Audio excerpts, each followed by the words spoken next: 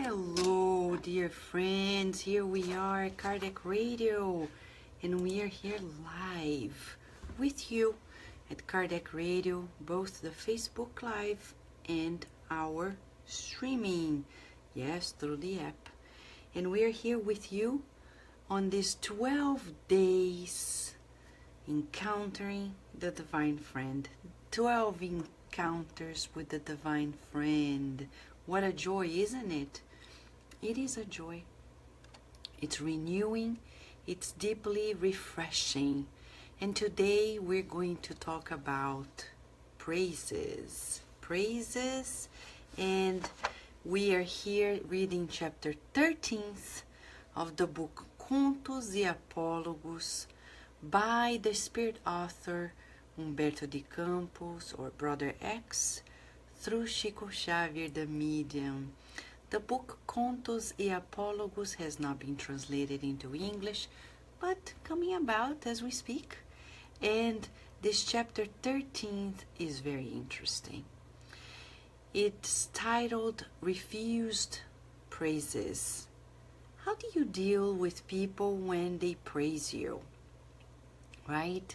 Let us talk about this. This is very, very important.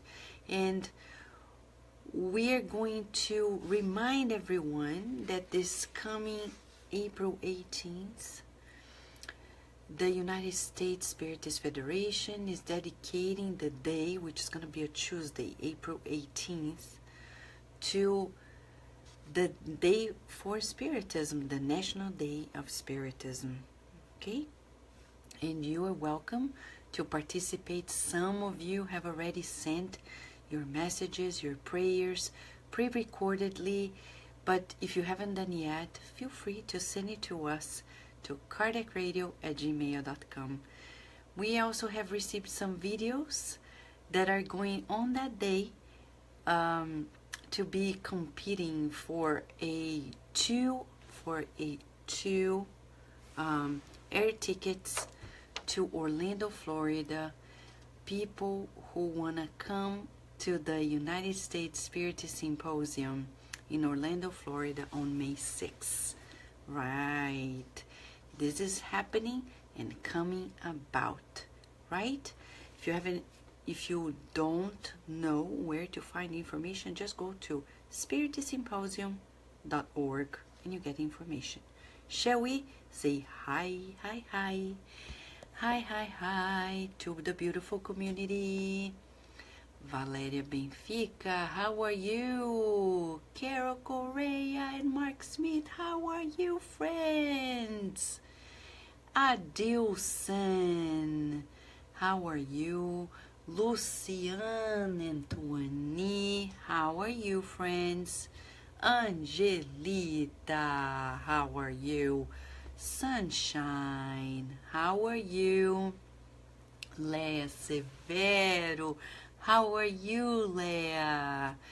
And Jussara, how are you, Jussara? Justina, welcome back. How are you and the beautiful family? Patrice Santiago, beautiful flowers. Thank you so much. Erica and Danny, hello, friends and family, right? Yes. Sol, how are you, Sol? Rita Di Cassia, how are you? Thank you, Carol, for your beautiful words. Ceisa, how are you, Ceisa? Tanya, got the messages for the National Day of Spiritism. Thank you to the group, the Bezerra de Menezes group, there in Sacramento, California, right? Beautiful sunshine. Divaldo is coming and everybody's rejoicing, right? Ready, set and go. Chapter 13, Refused Praises. Thank you, Luciane Antoine, for your kind words. But remember, we are always connected. Always. Now, Listen to this, friends, because you will be very, very surprised as always. This is an account that happened after the passing of Jesus.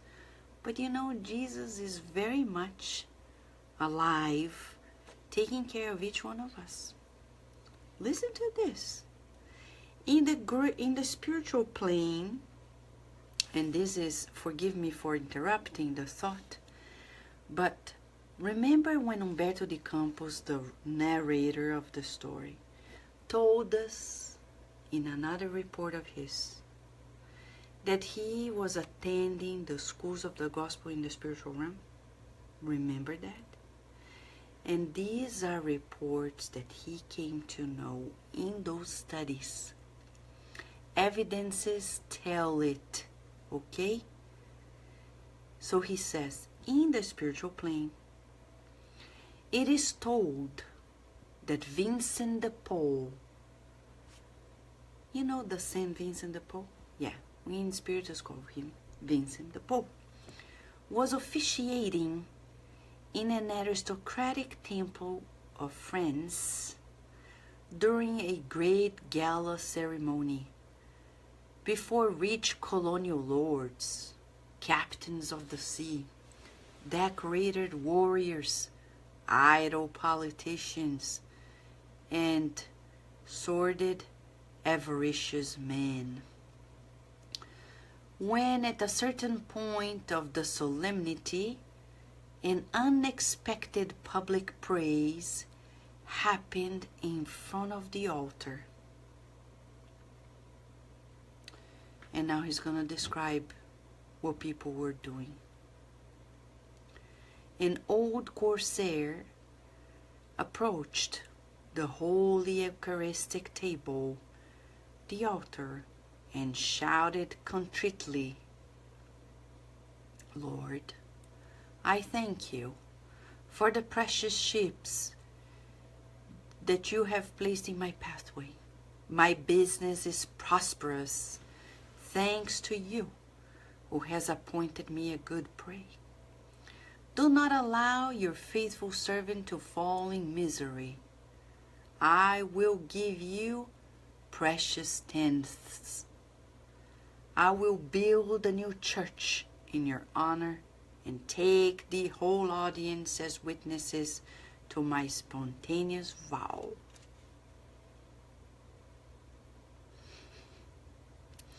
Another devotee stepped forward and spoke aloud. "Lord, my soul rejoices with joy at the inheritance that you sent to my house for the death of my grandfather, who once served you gloriously on the battlefield. Now we can finally rest under your protection, forgetting work and fatigue. Let your name be praised forever." Displaying his capriciously wrinkled face, a mature gentleman thanked Jesus. "Divine Master, I bring to you my ardent gratitude for winning the provincial lawsuit. I knew your goodness would not despise me. Thanks to your power, my lands have been enlarged. I will build a sanctuary in your blessed memory to commemorate the triumph you conferred on me by justice." Now an adorned lady positioned herself before the altar and exclaimed, "Divine Savior, with your help, my fields of the distant colony are now producing satisfactorily. Thank you for the healthy and submissive blacks you sent me. As a sign of my sincere contrition, I will give a good part of my income to your church." Wearing an ornate uniform, an old man approached the altar and cried out stentorian, To you, Master of infinite goodness, I rejoice at the gratifications with which I was granted.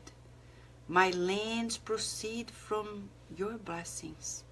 It is true that to preserve them I sustained the fight, and some miserable individuals were killed. But whom else but yourself would put the force, the strength in my hands for the indispensable defense? From now on, I will not have to think about the future.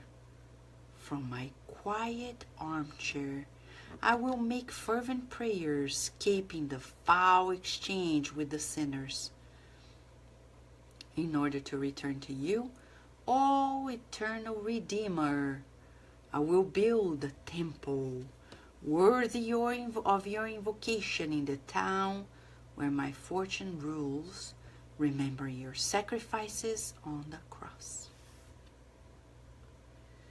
The graces continued when Vincent de Paul, thunderstruck, noticed that the image of the Nazarene acquired life and movement.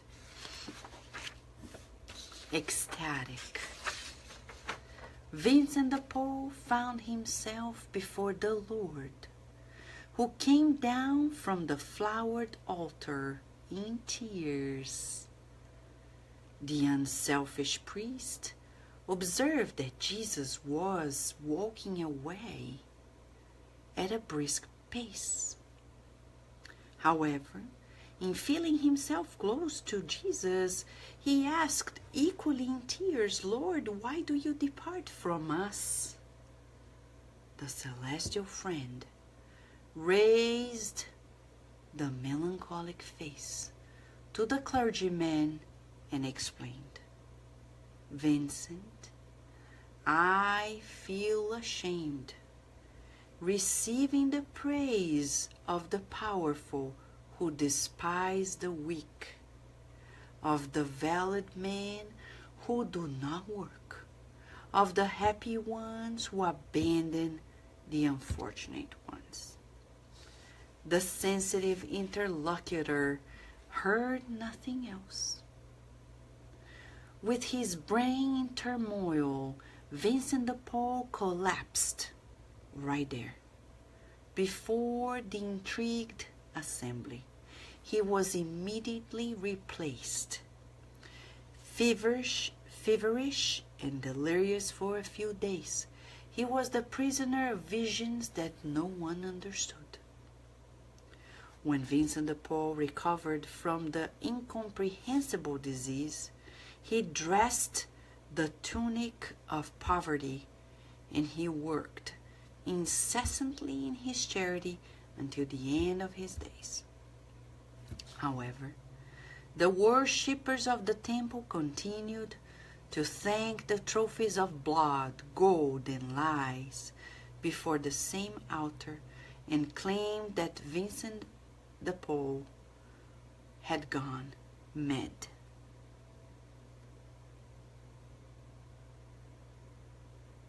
Every time we wrap up astonished, we're also thunderstruck like Vincent de Paul, right? But we are asking ourselves, how much of this belongs to us? How many people at the election in the United States of America, they thought that they were at disadvantage because the political transition didn't go by the way they thought. And they felt disappointed, as if they were orphans of God. The reverse is true. Many people see job promotions, material gains, material prosperity as a sign that the on high is granting us things because we deserve something. Even though we are spiritists, many of us feel that way. Rarely people are going to go through a phase of hardships and they're going to feel blessed by God. Do you feel blessed when you're challenged by life? Do you feel blessed when you're undergoing difficulties? Or do you feel blessed only, like these people, when your material goals are achieved, are granted to you? In the book Thought and Life, we were studying this today in Washington, D.C., chapter 19 of the book Thought and Life by Emmanuel, titled Prosperity.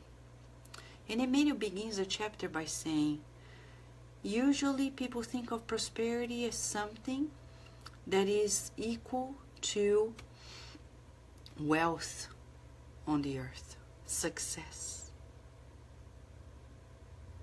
But he ends the chapter telling us that that's not the vision of the illuminated spirits. True prosperity is when we're fulfilling God's will. True prosperity is when we're aligned in our goals with God's goals.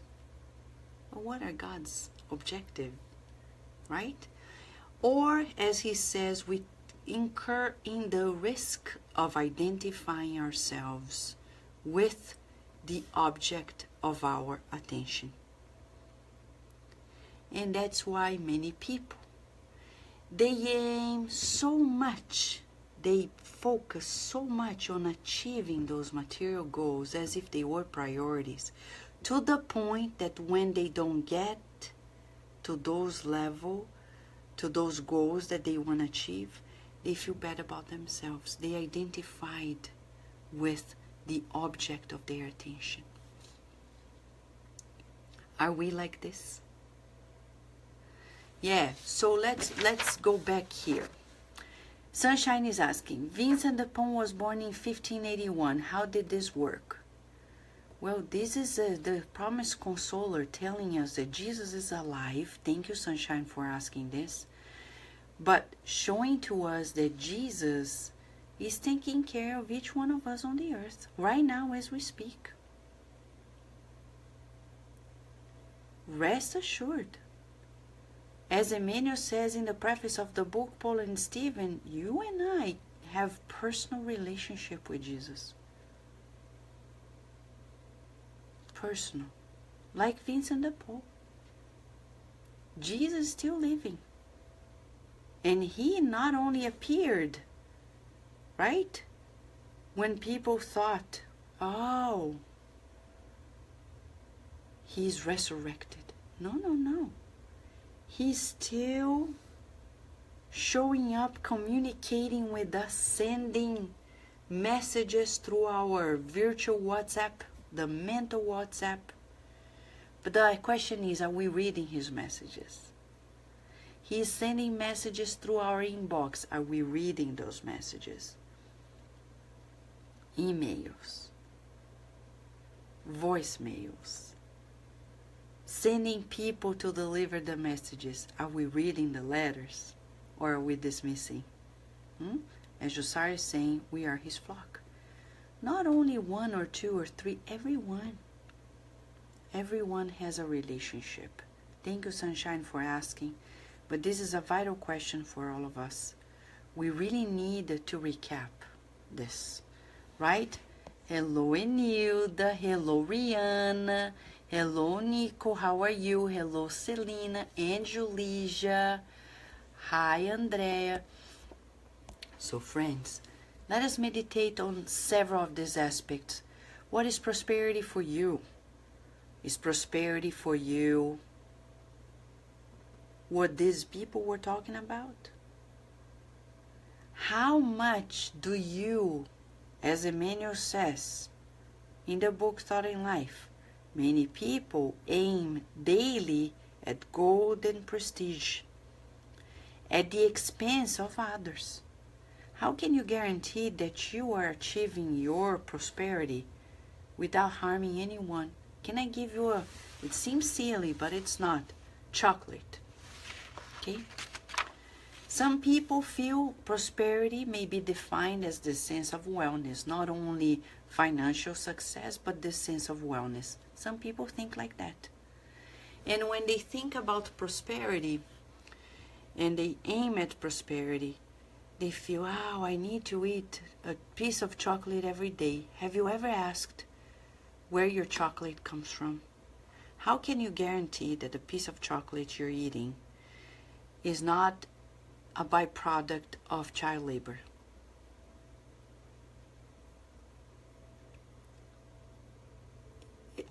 I'm real. I'm for real when I ask this question. I'm not kidding. How can you guarantee that what you are achieving, what you're working on, does not harm anyone? How? Right? I'll give another example, maybe dramatic, but it's a reality. How many parents nowadays are working hard, at the expense of their children's moral education? Because they are allowing other people to educate their children. Yes, they're allowing their children to be educated by other people. Because they are focused on prosperity. And they justify themselves by saying, but Vanessa, I need to meet the ends of my family. But that's a high price. No wonder many children later, and I know, many children later end up in hot waters. Why? Because we are aiming at material prosperity. Like these people. And how often do we, friends, let's ask this, are we like these people? We achieve our material goals and then say, thank you, Jesus, for sending me this job promotion. What if this job promotion came to you to make you be distanced from your spiritual dedication, your spiritual works?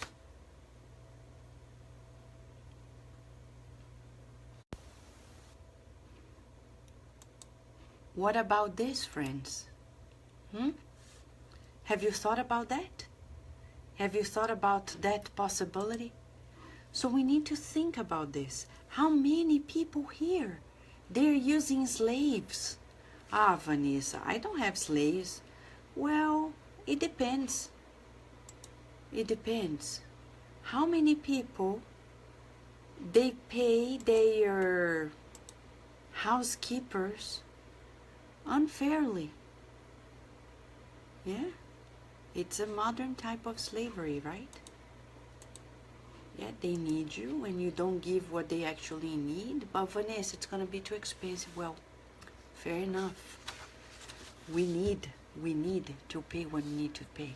If you were on their shoes. I know these are difficult things to talk about, but St. Vincent de Paul, when he saw that people were coming, praising Jesus and God for the material goals and didn't get to the essence, he gave up dealing with that and start caring for the ones who were. Jesus said, those who were weak, who needed to work, and the unfortunate ones. Jesus said when Jesus was going away, and that's what happens when we in our house we create a sanctuary of material goals. Jesus walks away. If in our spiritist center the goals are not to help the weak, they are not to help the unfortunate ones, are just to sustain the vanity of the scholars of the mind, many spiritist centers are becoming like that. They don't care about the ones who are unfortunate, but they are caring about the vanity of knowing more and more and more and more and more, Jesus walks away. And if we ask Jesus, why are you walking away from here? Easy. I feel ashamed in receiving the praise of the powerful who despise the weak, of the men who are healthy and do not work, the ones who consider themselves happy and abandon the unfortunate ones. How about us? Are we in this? No wonder Jesus had that melancholic face.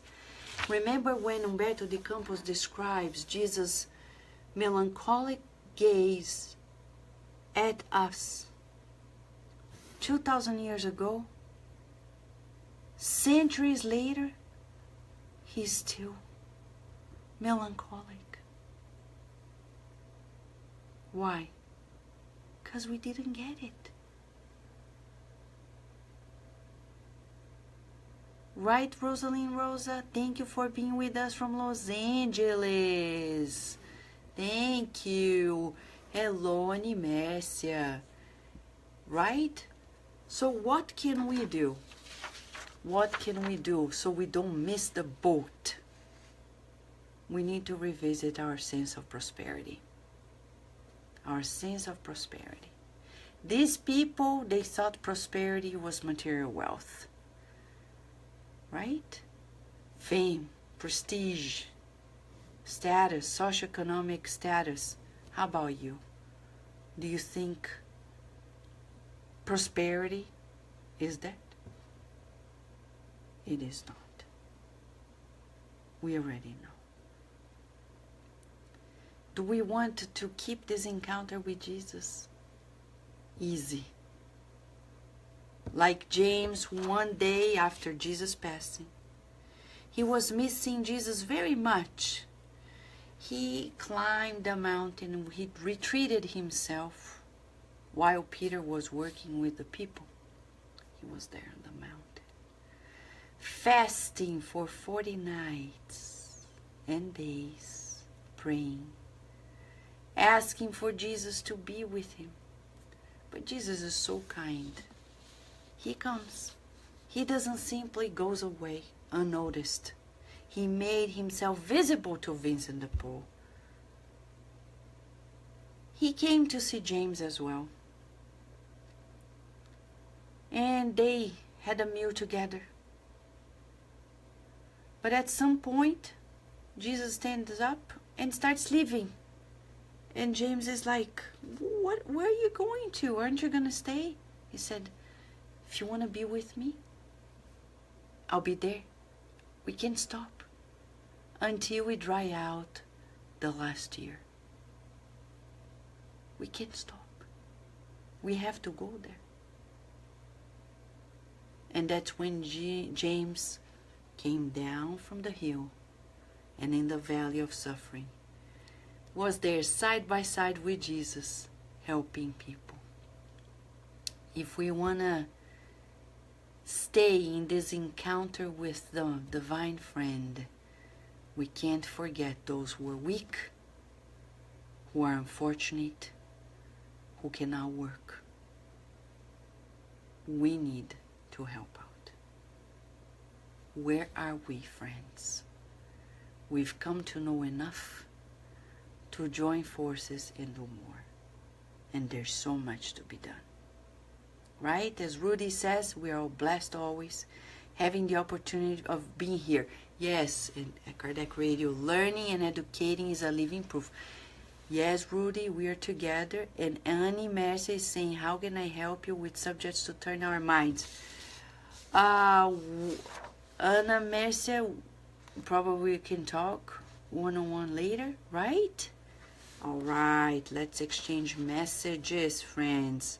Now, this is very important for us.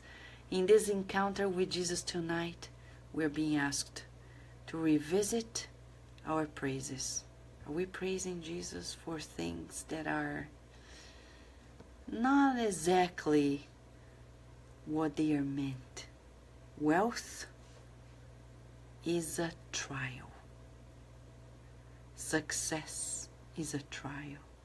Beauty is a trial. Health is a trial. What are we doing with these resources? Are we multiplying the talents and helping those who don't have them? Or are we simply keeping it to our loved ones and ourselves, thinking like these people, we're doing great, God is, blessing us, and what about the world? I don't care. If people are like this, no wonder the world is shaking up. Thank God. Thank God, shaking up, so we think a million times what we're doing in this life. We need this.